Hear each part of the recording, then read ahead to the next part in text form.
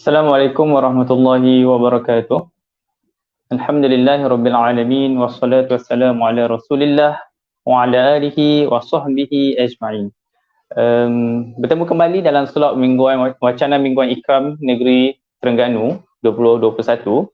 Alhamdulillah, para pendengar sekalian, pada malam ini kita akan sama-sama mengupas satu tajuk yang sangat trending di media sosial, trending di Malaysia berkenaan dengan isu kesihatan. Vaksin versus anti-vaksin. Saya percaya kita semua ada akaun media sosial dan kita semua boleh melihat banyak respon-respon masyarakat netizen kepada isu ini. Di sana, walaupun di sana majoritinya menerima vaksin, tapi ada segelintir yang tidak pasti dan ada segelintir kecil yang menolak ataupun kita panggil anti-vaksin. Jadi Ikram sebagai satu NGO yang berteraskan terbiah dakwah dan kebajikan yang mengambil cakna isu-isu masyarakat, pada malam ini cuba mengupas isu ini. Dan kita sangat berbesar hati dan sangat bertuah kerana panelis kita, kerana orang yang kita bawa pada malam ini untuk mengupas isu ini adalah satu influencer di media sosial yang berstatus doktor perubatan yang tidak asing lagi dalam usaha beliau mendidik masyarakat berkenaan dengan isu-isu kesihatan. Saya difahamkan beliau ini, Dr. Samhan bin Awang, mempunyai pengikut di media sosial yang sangat ramai. Di Telegram sahaja 65,000, lebih kurang saya rasa. Di TikTok 400,000. So, usaha yang beliau bawa kepada masyarakat untuk mendidik masyarakat berkenaan isu-isu kesihatan, saya rasa menjadikan beliau sangat layak untuk bercakap tentang isu vaksin ini. Jadi saya tanpa membuang masa lagi, saya menjemput Dr. Samhan Awang untuk mengupas dengan lebih lanjut berkenaan isu vaksin. Silakan Dr. Samhan. Assalamualaikum warahmatullahi wabarakatuh. Dengar jelas saya punya suara Jelas. Alright, okay. Baik. Terima kasih kepada Akhi Rusdan selaku moderator pada malam ini. Terima kasih kepada semua ikhwah akhwat yang live pada malam ini dan jemputan daripada Ikram Terengganu. So insyaAllah saya akan share berkenaan dengan vaksin. So kejap semua harap ikhwah akhwat dalam lindungan Allah Subhanahu Wa Taala dan diberi kesihatan yang berpanjangan. Okey, untuk vaksin slide nampak tak? Nampak tak slide? Ke akhir sudah? Saya dah baca.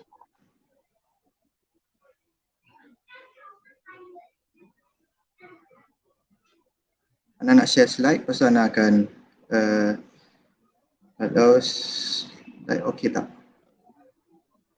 Boleh tengok slide?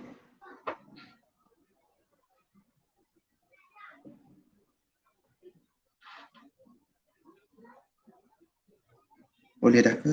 Sekejap maaf Kejap kita cuba tengok nampak isu tadi. Okey, nampak. Alright. Okey, nampak, anda teruskan.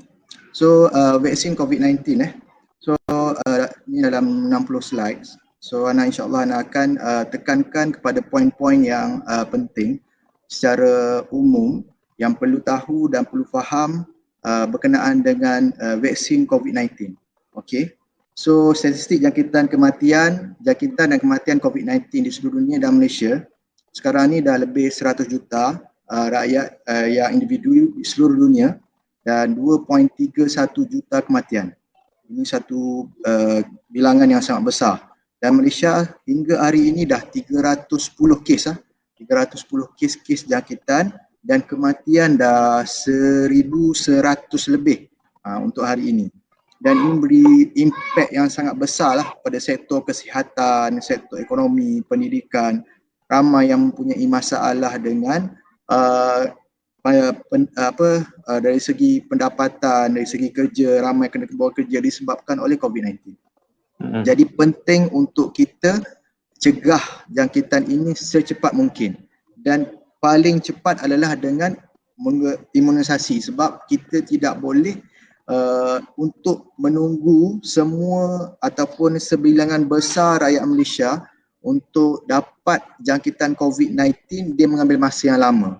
Jadi ini pentingnya vaksin supaya semua ataupun sebilangan besar rakyat Malaysia telah dijangkiti. Dengan maksud telah dijangkiti supaya kadar penurunan kes pencegahan dapat diturunkan, dan jika dijangkiti tidak pergi kepada kategori 3, 4 dan 5, iaitu keadaan yang lebih teruk.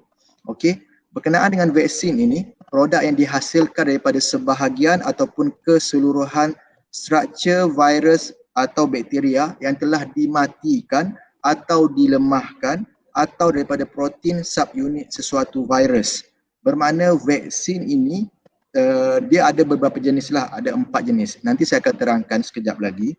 Dan dia itulah hasil daripada yang kita nak ekstrakkan, yang berfungsi untuk merangsang sistem daya lawan jangkitan untuk membentuk imuniti terhadap jangkitan penyakit yang khusus kepada vaksin yang diberi. Bermaksud, bila vaksin masuk dalam badan kita, kita nak hasilkan antibody, dan bila virus COVID yang betul-betul masuk dalam badan kita, antibody dah ready untuk lawan virus tersebut, COVID itu.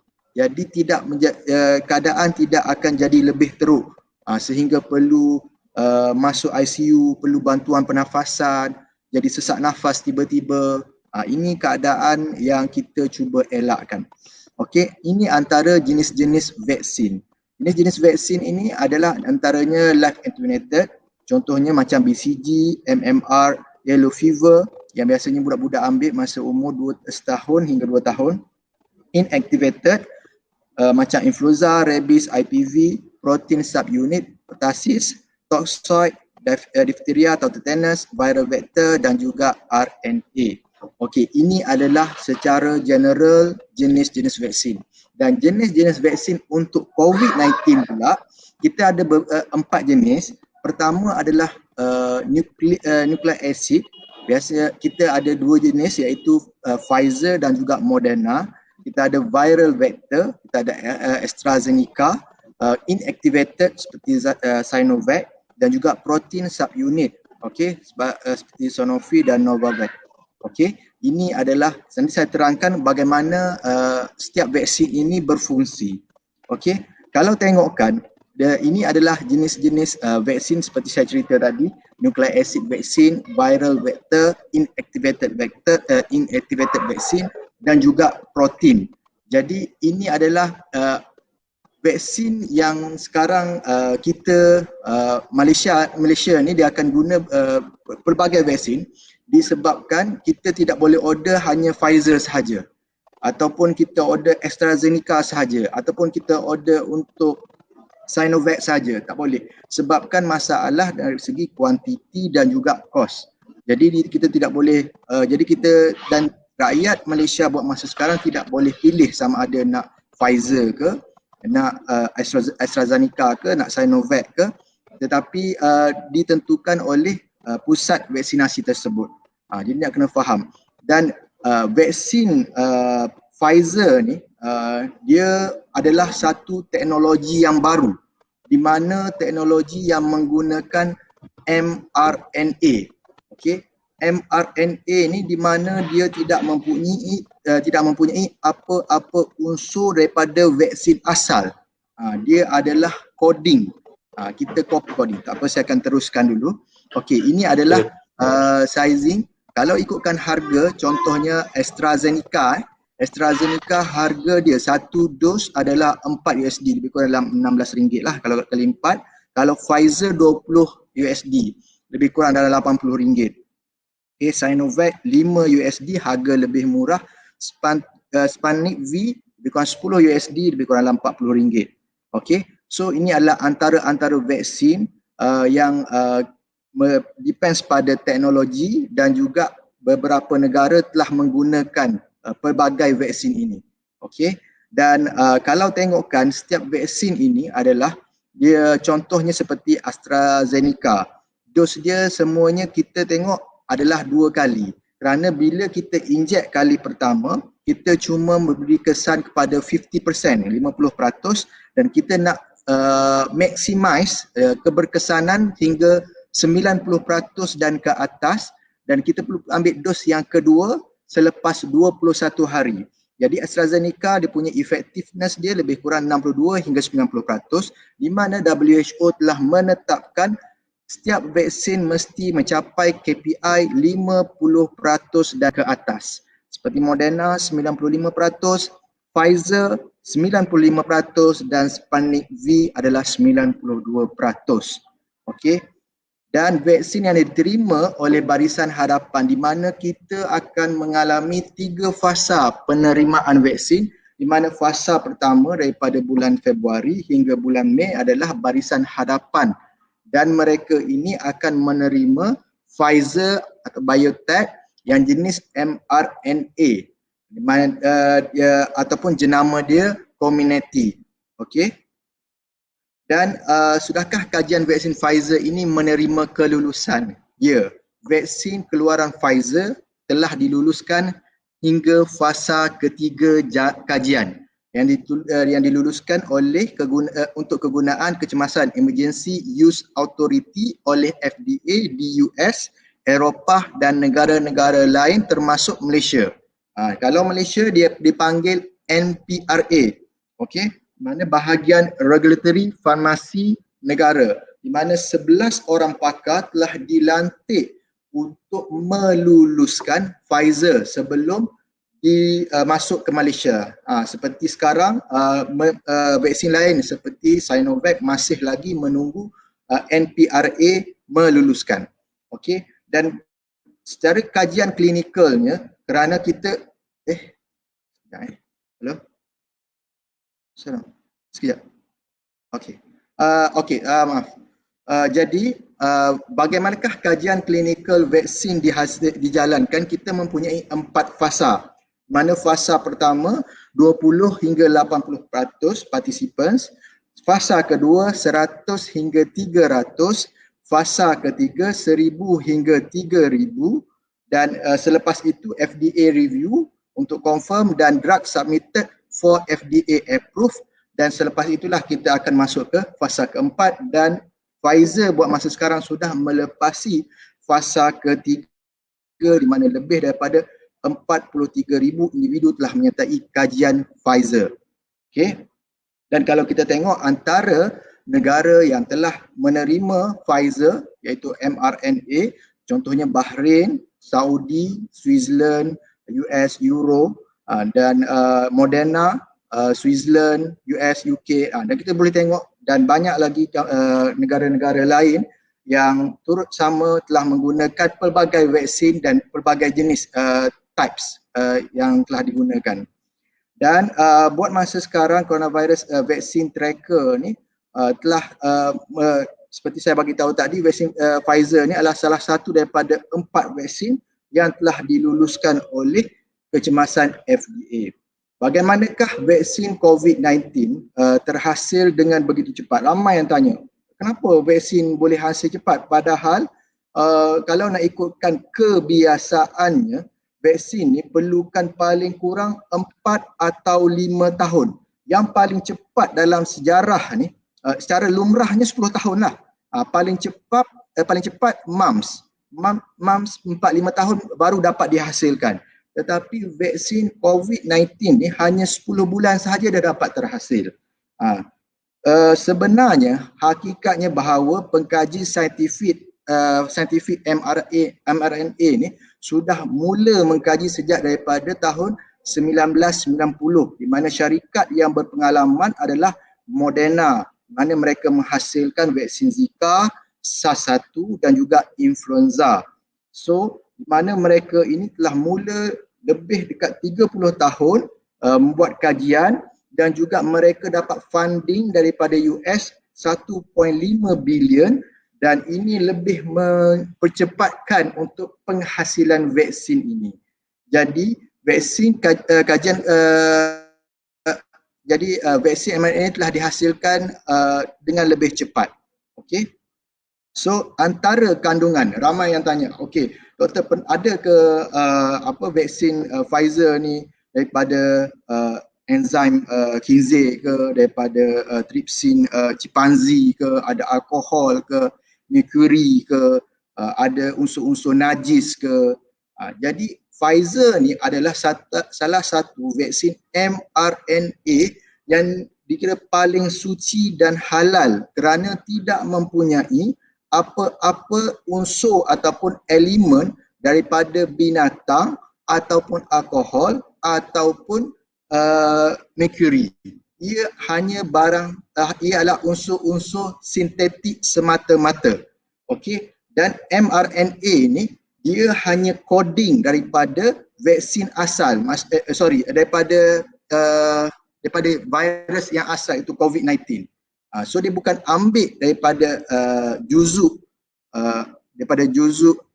COVID tu, virus itu, tetapi dia kod sahaja, dia tiru sahaja, menyerupai mRNA. Dan juga dia hanya ada dia punya active ingredients, dia ada nucleoside modified mRNA, di mana dia kod untuk viral spike ataupun protein spike, dan juga yang kedua di mana disaluti oleh polyethylene glycol, di mana ini adalah lipids, lemak yang untuk supaya mRNA ni dia tidak mudah terurai.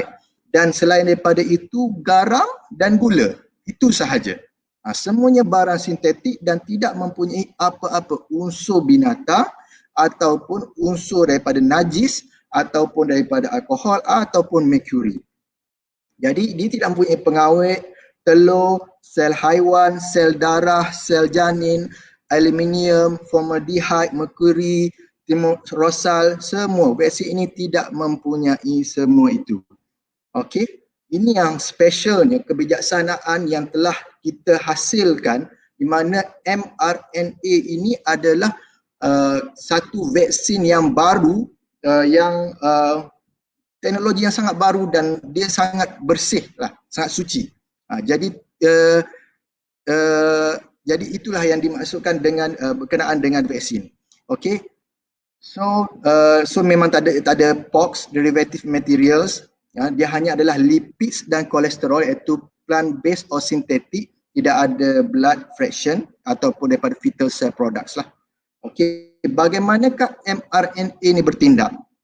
Okey, kita tengok dekat sini, kita ada beberapa faktor lah. Satu, jenis vaksin lah, satu protein base, yang kedua adalah viral vector, yang ketiga adalah mRNA. Okey, bagaimana mRNA adalah yang dikatakan teknologi terbaru ini, di mana mRNA ni yang kod spike protein yang telah dihasilkan, telah dikopi daripada virus asal masuk dalam badan kita. Bila masuk dalam badan kita, dia akan menghasilkan, dia akan dikopi oleh ribosom dan dia akan menghasilkan spike protein, dan dia akan trigger T cell, memory cell, untuk supaya andai kata ada virus lain, virus COVID betul masuk, dia dah prepare untuk hasilkan lebih banyak antibody. Spike protein ni dia sama macam virus COVID. Okay. So beginilah bagaimana bila ini contoh ni coronavirus. Cuba tengok, ini adalah coronavirus yang real. Dan kenapa kita panggil coronavirus kerana dia adalah bentuk crown ataupun mahkota. Okey, cuba tengok kat sini, dia adalah bentuk mahkota dekat sekeliling dia. Jadi apa yang teknologi buat adalah kita copy mRNA yang boleh mRNA copy untuk menghasilkan spike protein sebiji macam virus asal coronavirus tu. Okey, dan mRNA ini disaluti oleh lipid dan dijadikan vaksin. Bila cucuk ke bahu manusia, mRNA ini akan dikopi dan menghasilkan spike protein, yang ni crown ni, hasilkan spike sahaja. Okey, yang spike ni hasilkan spike sahaja, dan spike protein inilah yang akan trigger antibody untuk dihasilkan, supaya antibody ini terhasil, kerana dia kata ini adalah coronavirus, tapi hakikatnya adalah ia adalah cuma spike protein menyerupai coronavirus. Okey, keberkesanan vaksin. Kombinasi ini efikasi dia atau keberkesanannya selepas 2 dos lebih daripada 92% untuk mengurangkan untuk prevention laboratory confirm COVID-19, dan kalau single dose hanya dia tidak lebih kurang 50%. Okey, Moderna 94%, dan keputusan awal kajian post vaksinasi di Israel bila dia menunjukkan selepas 17 hari diberi dos 60 hingga 80% still dijangkiti, tapi selepas first dose lebih kurang 50% remain dekat risk of infection. Mana penurunan bila kita bagi vaksin masa first dose ni untuk Pfizer dan second dose, bila bagi vaksin penurunan kes semakin hari semakin berkurang dan jangkitan dan juga kematian dapat dikurangkan. Itulah keberkesanan yang telah berlaku di Israel. Kita bukan nak terlalu kata jumuk dengan Israel, tetapi itulah kajian ataupun yang telah berlaku supaya untuk dijadikan contoh di Israel. So berapa lamakah vaksin COVID-19 berkesan? Masih dalam pemantauan dan perhatian kerana vaksin ini masih baru. Adakah vaksin ini mengelakkan penyebaran virus? Masih juga pemantauan sebab masih lagi baru dan perlukan lebih masa untuk melihat kesan virus dalam jangka masa yang panjang. Okey, apakah tujuan sebenar vaksin COVID-19? Pertama adalah mencegah COVID-19, mencegah daripada dijangkiti oleh virus COVID-19. Yang kedua adalah untuk merangsang sistem imun badan supaya menghasilkan antibodi dan sel darah merah yang bertindak melawan virus untuk melindungi daripada terkena COVID-19. Ini bermakna bila orang yang dah ambil vaksin, dia telah dilindungi. Pertama, dilindungi andai kata terkena, dia tidak akan kepada fasa yang lebih teruk. Okey. Yang kedua, andai kata dah terkena, dia akan cepat sembuh. Jadi itulah tujuan, kerana andai kata virus COVID-19 ni jatuh kepada badan orang muda, ia tidaklah menjadi masalah yang sangat besar. Sebab orang muda yang tidak ada penyakit, yang tidak ada apa-apa masalah kesihatan, badan dia tu cepat menghasilkan antibodi untuk lawan. Dia tidak akan terlalu teruk. Berbanding andai kata vaksin tersebut jatuh kepada ataupun memasuki kepada badan orang yang lebih tua, 45, 50 ke atas, dan tambah lagi mempunyai masalah kesihatan. Itu yang membimbangkan. Andai kata orang muda kena tetapi dia sebarkan kepada mak ayah dia yang mempunyai masalah kesihatan, itu yang membimbangkan dan meningkatkan risiko jangkitan lebih teruk dan boleh menyebabkan kematian. Okey, itu sebabnya kita tujuan untuk semua sama ada yang muda atau tua divaksinkan. Okey, menerima vaksin. Antara kontraindikasi, kita tidak boleh beri kepada orang yang beberapa golongan lah orang, antaranya sejarah alahan yang teruk, anafilaksis, di mana bila dia pernah ada sejarah yang teruk di mana dia pernah ambil vaksin ataupun ambil ubat ataupun menerima apa-apa rawatan yang menyebabkan dia sehingga sesak nafas, sehingga memerlukan bantuan pernafasan, perlu masuk ICU. Ini kita tidak boleh beri pada mereka ini. Dan kandungan vaksin yang biasanya yang menyebabkan alahan adalah ini, polyethyl glycol. Okey, polyethyl glycol ni adalah antara penyebab yang boleh menyebabkan alahan. Sebab bahan-bahan lain macam saya cerita tadi, mRNA, garam, gula tak boleh menyebabkan alahan. Cuma polyethyl glycol sahaja kemungkinan akan menyebabkan alahan. Tetapi kita kena ingat polyethyl glycol ini adalah hanya lipid yang ada kita untuk menutupi mRNA tadi supaya tidak pecah, dan jaranglah alahan terhadap polyethyl glycol atau dipanggil PEG ini jarang berlaku sebabnya kebanyakan ubat memang ada PEG ni. Antaranya esomeprazole, ubat gastrik, dan ubat darah tinggi, felodipin, ubat tahan sakit, ibuprofen. Ini antara ubat-ubat yang memang ada benda yang sama. Jadi kita nak tahu juga kalau ada orang tu memang alah pada ubat ni, so dia akan alah lah pada vaksin ini.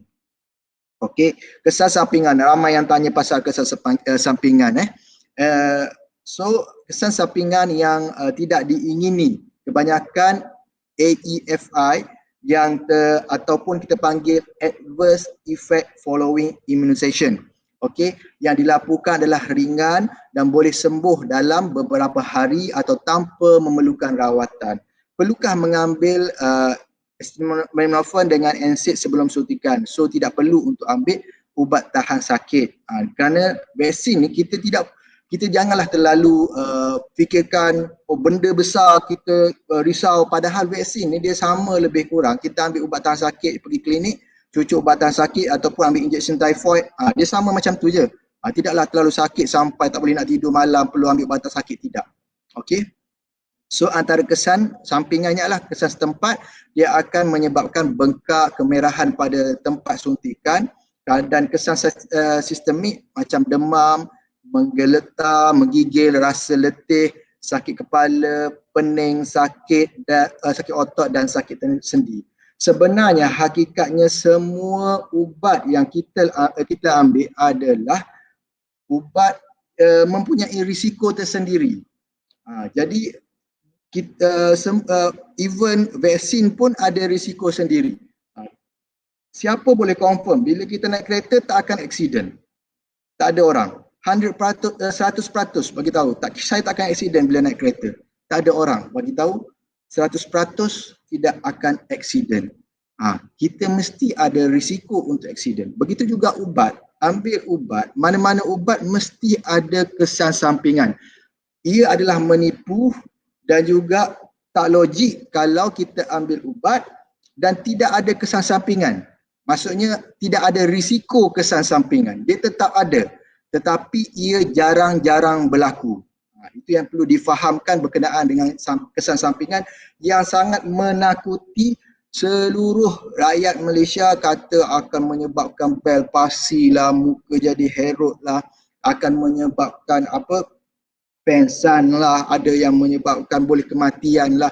Ada kes ada yang berlaku di luar negara, 6 orang mati dalam fasa trial vaksin. Betul ke doktor? Ada yang tanya. Untuk difahamkan bahawa daripada 6 orang itu, 4 orang tidak ambil vaksin dan hanya 2 orang yang ambil vaksin tapi dia meninggal disebabkan serangan jantung. Okey, bukan disebabkan oleh ambil vaksin itu, tapi telah dipropagandakan di dalam sosial media bagi tahu disebabkan vaksin 6 orang telah meninggal dunia.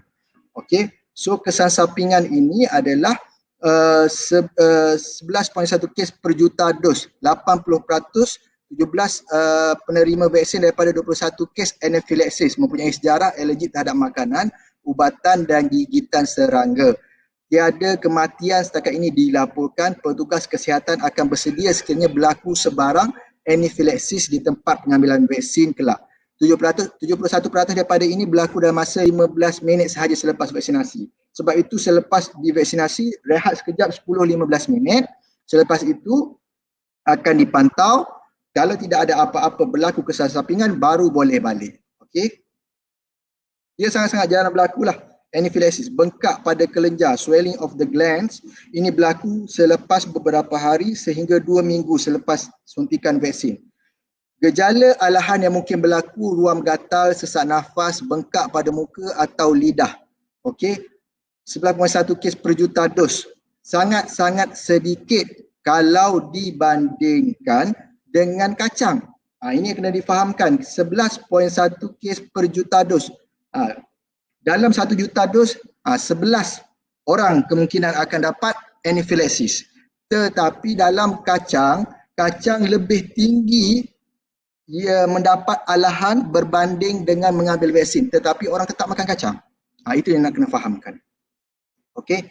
So ini antara selepas suntikan 15-30 minit selepas vaksinasi, tengok dulu keadaan macam mana, ada sama ada rasa seram sejuk, pucat, pening, rasa gelisah, kadar pernafasan laju. Kalau ada alahan pada dos pertama, kita akan bagi pada dos kedua lah. Okay. Bolehkah saya memandu atau mengendalikan mesin selepas suntikan vaksin? Vaksin COVID-19 tidak memberi kesan kepada keupayaan untuk memandu dan mengendali mesin.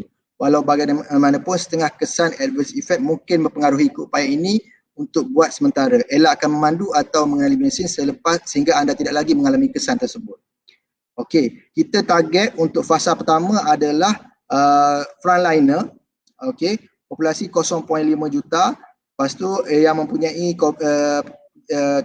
masalah kesihatan, kumpulan yang berisiko tinggi 9.4 juta, dan pembentukan perlindungan kelompok ataupun kita panggil herd immunity, mana kita nak ke lebih 90% sasaran 70%, 23 juta penduduk diberi vaksin. Okey, so ini adalah target dan juga vaksinasi. Dan populasi khas ibu mengandung, buat masa sekarang tiada data lagi, tetapi yang paling terbaru yang dikeluarkan oleh KKM adalah ibu mengandung boleh ambil vaksin jika umur kandungan 14 hingga 33 minggu kandungan. Okey, ibu menyusu pun tidak ada masalah, tidak ada data yang khas untuk ibu yang menyusu, tetapi kajian luar negara menunjukkan tidak ada masalah untuk ibu menyusu mengambil vaksin. Okey, autoimun, kesan daya tinggi ini dan juga alahan. Okey, yang mempunyai alahan, populasi khas tidak perlu ambil vaksin. Dan untuk yang kecil manis, darah tinggi, asma, vaksin ini adalah selamat dan efektif. Jangan risau. Mereka memang risiko yang risiko tinggi, berisiko tinggi harus kena ambil vaksin. Dan kanak-kanak buat masa sekarang kita 18 tahun ke atas kerana tidak ada kajian data yang mencukupi untuk pengambilan vaksin kepada kanak-kanak buat masa sekarang. Sebab itulah kita perlu mencapai herd immunity ataupun immunity berkelompok kerana adanya populasi khas ini. Jadi mereka ini memang tak layak untuk ambil vaksin dan mereka yang layak kena ambil vaksin. Itu maksudnya. Janganlah pula orang yang dah layak ambil vaksin tetapi tak nak ambil vaksin. Itu masalah. Kena ambil vaksin kerana populasi khas ini yang telah menurunkan peratus untuk kita capai herd immunity ini. Okey. Di antara siapakah yang tidak boleh menerima vaksin? Individu yang punya sejarah alahan, alergi yang serius terhadap makanan, ubatan, persekitaran sehingga memerlukan rawatan hospital. Individu yang mengalami alahan, alergi yang serius selepas menerima dos pertama. Individu yang mengalami transplant ataupun pemindahan organ dalam masa 3 bulan sebelum divaksinasi. Individu yang mengalami rawatan kanser seperti kemoterapi, radioterapi dan imunoterapi. Dan ibu yang hamil. Individu yang mengalami HIV dan sel darah putih kurang daripada CD4 dia kurang daripada 200, individu yang sedang demam dijangkiti virus dan bakteria, individu yang menerima rawatan antibodi monoklonal atau plasma darah sebagai rawatan untuk COVID-19 dalam masa 3 bulan selepas divaksinasi, dan individu yang punya sel darah platelet yang rendah. Okey, cara ambil vaksin akan IM secara intramuskular di dekat bahu, itu di deltoid, dan akan disuntik di bawah kulit dan tidak melalui salur darah. Dan vaksin tidak boleh dicampur guna pakai pijagari dan vaksin jenis yang lain. Dan ini cara. Okey, vaksinasi akan diberikan dan juga akan diupdate dalam MySejahtera. Dan ini adalah pemantauan adverse effect. Okey, adverse effect following immunization. Okey, dan seterusnya antara fakta dan juga mitos. Okey, fakta, kita tidak boleh percaya vaksin COVID-19 kerana ia dihasilkan dalam keadaan tergesa-gesa. Seperti saya bagi tahu tadi, ia adalah teknologi baru dipanggil messenger mRNA yang telah dikaji sejak 30 tahun lepas, bukan baru 10 bulan lepas. Okey, suntikan COVID-19 akan membuatkan saya terkena jangkitan, akan jadi positif COVID kerana jangkitan tersebut telah disuntik. Salah, ia faktanya vaksin yang disuntik masuk membuatkan badan kita mengenali dan melawan jangkitan tersebut. ia tidak menyebabkan jangkitan. Kena faham mRNA yang masuk dalam badan kita itu adalah bukan virus yang sebenar. Ia adalah coding ataupun kopi daripada coding tersebut masuk dalam dan menghasilkan spike, protein spike untuk penghasilan antibody. Sistem imuniti badan seorang itu akan mengenal pasti protein spike ini sebagai jangkitan dan terus bertindak balas untuk memerangi jangkitan dengan menghasilkan imuniti terhadap COVID-19 dalam satu jangka masa. COVID-19 akan menyebabkan swab test saya positif. RT-AG atau PCR tidak akan positif lah kecuali diambil RT antibody kerana dalam badan kita menghasilkan antibody virus COVID-19. So dia akan positif. Tapi kalau buat RT-KAG atau PCR, dia akan negatif. Kita akan mendapat kesan sampingan yang teruk setelah disuntik COVID-19. Seperti saya bagi tahu tadi, kesan sampingan adalah sangat-sangat rendah kerana setiap ubat tidak terkecuali dari mempunyai peratus kecil kes sampingan. Tiada yang 100% dijamin tiada kesan sampingan. Seperti even Panadol pun. Bukan semua individu akan mengalami kesan sampingan. Setiap reaksi badan individu adalah berbeza dan individu lain. Kesan sampingan boleh berlaku pada tempat yang disuntik. Dan mitos yang kelima, saya telah pun mendapat jangkitan COVID-19, jadi saya tidak perlu menerima vaksin ini lagi. Salah. Jangkitan COVID-19 sebenarnya telah membentuk yang imuniti semula jadi atau dipanggil natural immunity dalam badan pesakit, tetapi malangnya kajian-kajian pakar dan para saintis masih belum dapat memastikan berapakah jangka masa imuniti semula jadi ini dapat bertahan. Ada yang bagi tahu hanya 3 bulan dan sebab itulah orang yang pernah dijangkiti kena ambil juga vaksin. Okey, saya sudah tidak perlu memakai pelitup muka ataupun menjaga SOP selepas mendapat suntikan vaksin COVID-19. Salah, vaksin yang disuntik adalah untuk menghalang daripada jangkitan COVID-19 pada diri kita dan kita masih lagi dan tidak tahu lagi sama ada kita masih menjadi pembawa pada virus yang boleh menjangkiti pada orang lain.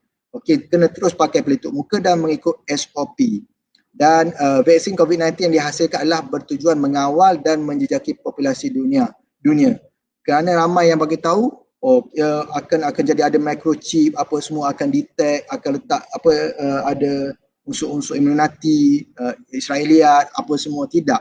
Dia ada bukan microchip tracking, tidak menyimpan data manusia ataupun tidak dapat menyimpan atau mengambil data peribadi. Salah. COVID-19 akan mengubah DNA saya. Tidak.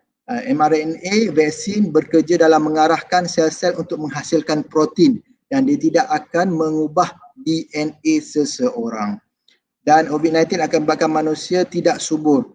Setakat ini para saintis dan pakar dunia tidak menyebut apa-apa bukti saintifik yang menyebabkan boleh menyebabkan tidak subur. Mandul. Okey. Setakat itu sajalah.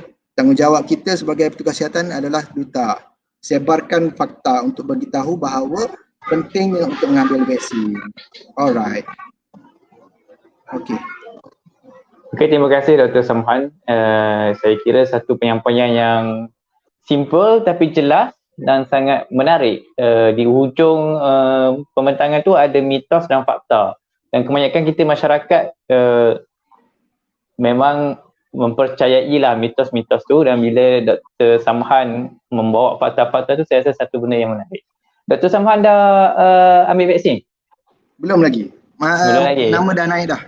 Oh. Masih menunggu giliran. Saya Alhamdulillah baru je cucuk vaksin. First dose kami nanti hari kami lepas. Dan setakat ni 24 jam, 48 jam.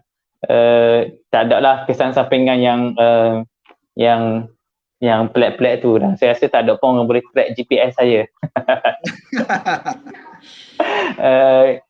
Kalau ada soalan di mana-mana yang ada, kalau ada pendengar yang nak menanyakan soalan boleh tulis di ruangan komen di Facebook, nanti kita bacakan supaya Dr. Samhan boleh menjawab.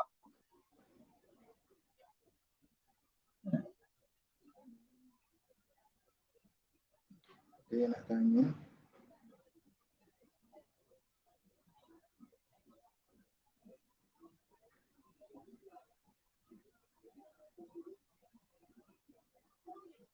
Oh, okey. Ada yang nak bertanya, boleh bertanya.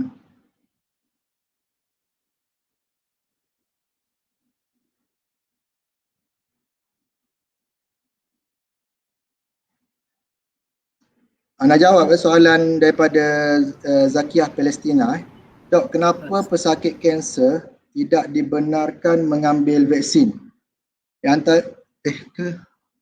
Dok, jika tidak silap dalam berita hari ini ada mengatakan hanya 5 orang warga Korea meninggal dunia selepas mengambil vaksin, namun tidak dimaklumkan jenis vaksin itu. Apa pandangan Dok? Jika tidak silap dalam berita hari ini mengatakan bahawa 5 orang warga Korea meninggal dunia. Oh, Dr. Sudan ada baca berita hari ini kah? Ana tak updated untuk yang Korea. Ana tak boleh nak komen berkenaan dengan apa fakta di sebalik kematian, sebab baru hari ini berita. Betul, tak ada dengar pula tu.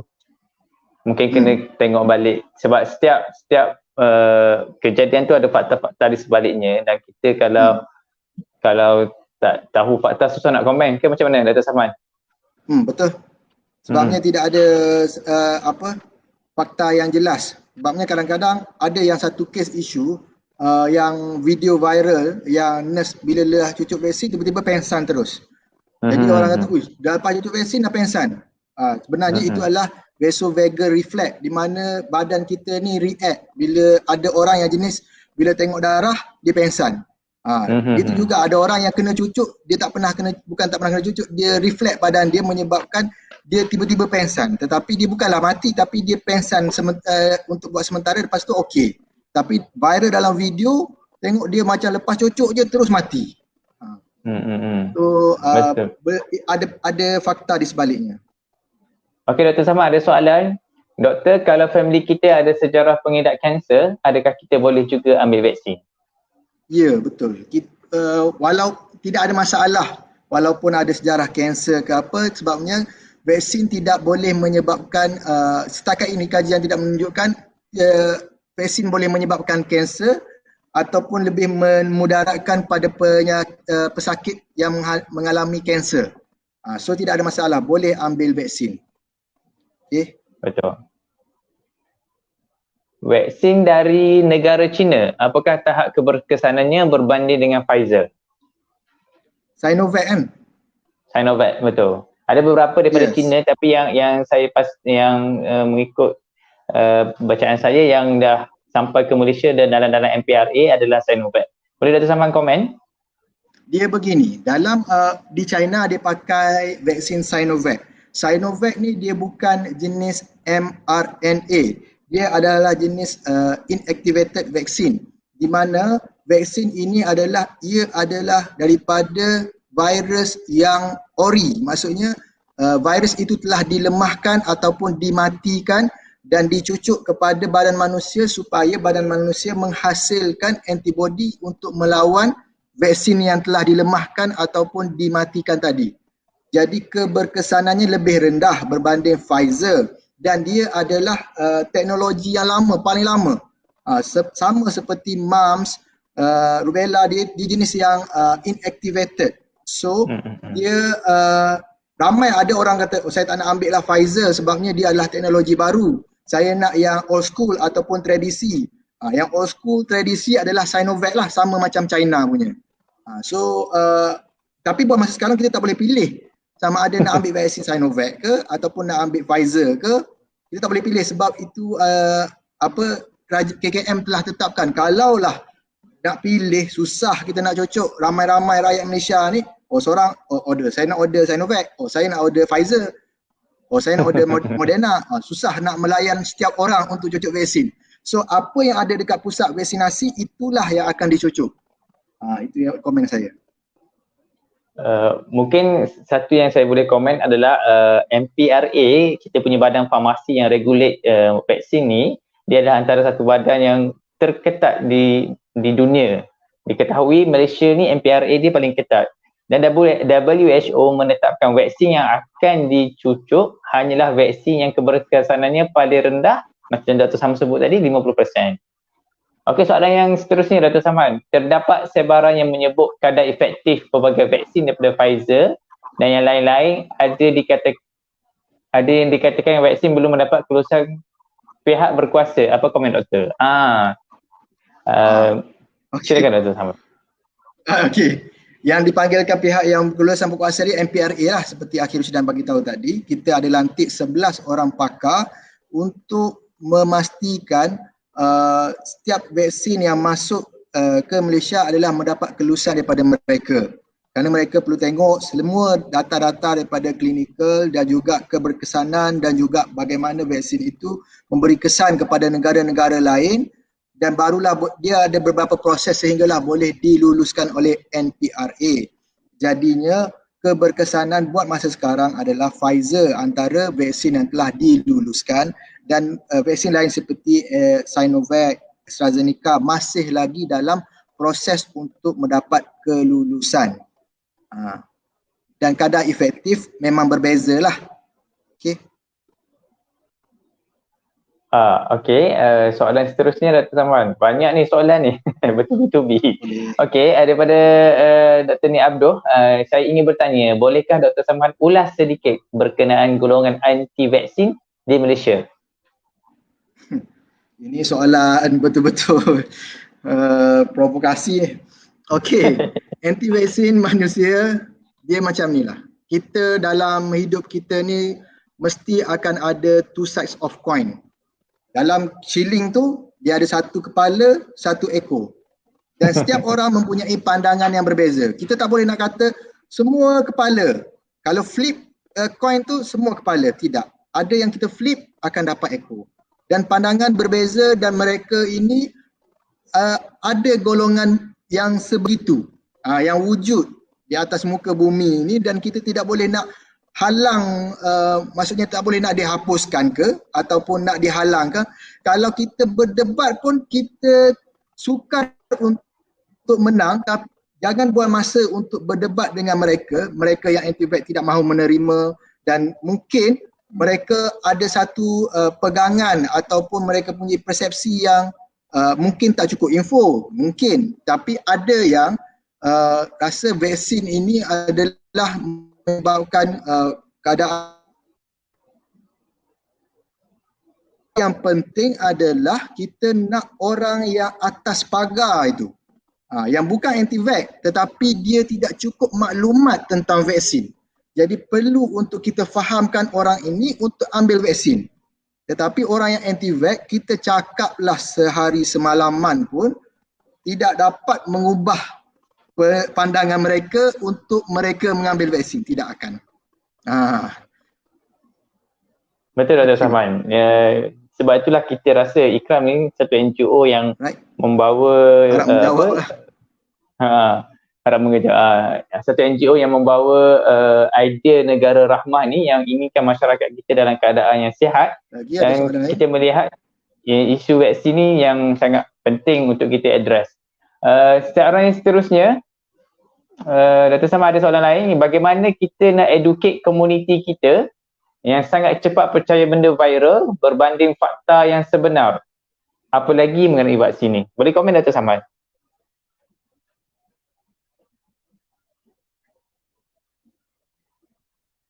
Oh, Dr. Samad terkeluar. Sekejap kita tunggu kita punya Dr. Samad masuk kembali, mungkin terkeluar masalah lain. Sementara kita menunggu Dr. Samad masuk, itulah mungkin saya sebagai moderator boleh komen sedikit isu ini. Kita komuniti kita yang sangat percaya benda viral ni, itulah komuniti kita, masyarakat kita yang lebih kepada boom, yang lebih kepada emosi berbanding fakta. Benda ni yang kita kena cuba didik orang-orang yang terdekat kepada kita, supaya kita ni berpegang kepada fakta dan berpegang pada hujah. Kita sebagai Muslim sendiri, bila kita nak mengamalkan satu-satu amalan dalam Islam pun, kita digalakkan mengetahui hujah-hujah, dalil-dalil dan sebagainya. Apatah lagi kalau isu-isu yang melibatkan nyawa, terutamanya isu-isu vaksin, isu-isu kesihatan, perlulah pada pandangan saya perlulah kita melihat kepada fakta berbanding emosi benda viral. Dan tapi isu masyarakat kita yang suka benda ni kena diadres dan kena berlaku edukasi kepada masyarakat ni dan kepada orang sekeliling. Mungkin itu sedikit respon saya. Kepada pendengar yang lain, mungkin saya boleh bagi tahu yang wacana mingguan Ikram Terengganu ni kita ada setiap minggu dan kita bawakan slot-slot yang berbeza. Dan hari ni kita bawakan slot kesihatan, kita ada juga slot tafakuh, kita ada slot tarbiyah dan slot global yang mengupas banyak isu-isu semasa. Dan Ikram sebagai NGO yang berteraskan kepada dakwah, tarbiyah dan kebajikan, melihat isu-isu ini perlu adanya suara-suara yang memberi pandangan yang betul, hujah yang betul kepada masyarakat. Jadi sebab itu kita bawakan slot-slot ini secara berkala dan secara mingguan. Para pendengar yang hadir, bolehlah untuk stay tune pada minggu yang akan datang untuk sama-sama mendengar kupasan-kupasan daripada panelis-panelis yang kita bawa, yang berwibawa, yang berkelayakan untuk mengupas tajuk-tajuk yang tertentu. Okey, Dr. Samhan kembali. Ada soalan Dr. Samhan, boleh ke? Boleh. Dengar? Okey, soalannya, memandangkan vaksin Pfizer paling berkesan ketika ini, bolehkah saya tangguhkan pengambilan vaksin supaya mendapat suntikan Pfizer bukan selainnya? Maksudnya macam mana? Maksudnya kalau vaksin Pfizer dah habis, adanya Sinovac, tapi dia tangguhkan Sinovac untuk dapatkan production yang Pfizer yang akan datang. Mungkin itu soalannya, Dr. Samad. Okey. Buat masa sekarang, apa nasihat saya adalah apa-apa jenis vaksin, semuanya telah mencapai KPI WHO, iaitu kita hanya memerlukan 50% saja KPI WHO. Jadinya semua telah mencapai, sama ada AstraZeneca, Sinovac, Sputnik ataupun Pfizer, semuanya telah mencapai KPI WHO, iaitu 50% dan ke atas. Apa yang lebih penting adalah divaksinasikan. Itu yang lebih penting, supaya kita mencapai immunity kelompok di mana lebih 70% rakyat Malaysia divaksinasikan. Jangan tangguh. Itu nasihat saya. Okey, saya rasa itu adalah soalan yang terakhir sebab kita berkeudara selama 1 jam. Saya kira itu soalan yang terakhir. Saya ingin berterima kasih kepada sahabat baik saya, Dr. Samhan. Walaupun sekarang ni saya berada di Kelantan, tapi Dr. Samhan pernah bersama HUSM, pernah bersama Dr. Samhan di HNZ, satu pengalaman yang sangat baik, satu pengalaman yang sangat berharga. Bersama-sama orang yang famous influencer ni, kita rasa dan sedikit. Terima kasih Dr. Samhan bersama kita pada malam ni. Okey, terima kasih. Terima kasih juga untuk kita punya AJK di belakang tabir yang yang menguruskan siaran kita pada malam ini supaya berjalan dengan lancar. Dan sekali lagi kepada pendengar yang saya kasih sekalian, saya ingatkan sekali lagi slot kita punya slot wacana mingguan Ikram Terengganu ni, dia secara berkala secara mingguan, dan kita akan ada next punya slot yang berkaitan dengan tafakuh, berkaitan dengan kesihatan, tarbiyah tunah dan global. So saya menjemput semua pendengar sekalian untuk stay tune pada minggu-minggu yang akan datang. Ini sekali lagi ucapan terima kasih kepada Dr. Samad, jazakallahu khairan jazak, dan kita tangguh majlis kita, tangguh wacana Ikram mingguan kita dengan tasbih kifarah dan surah. Subhanakallahumma bihamdika asyhadu an la ilaha illa anta astaghfiruka wa atubu. Wal 'asr innal insana lafi khusr illa alladhina amanu wa 'amilus solihat wa tawasaw bil haqq wa tawasaw bis sabr. Assalamualaikum warahmatullahi wabarakatuh. Waalaikumsalam.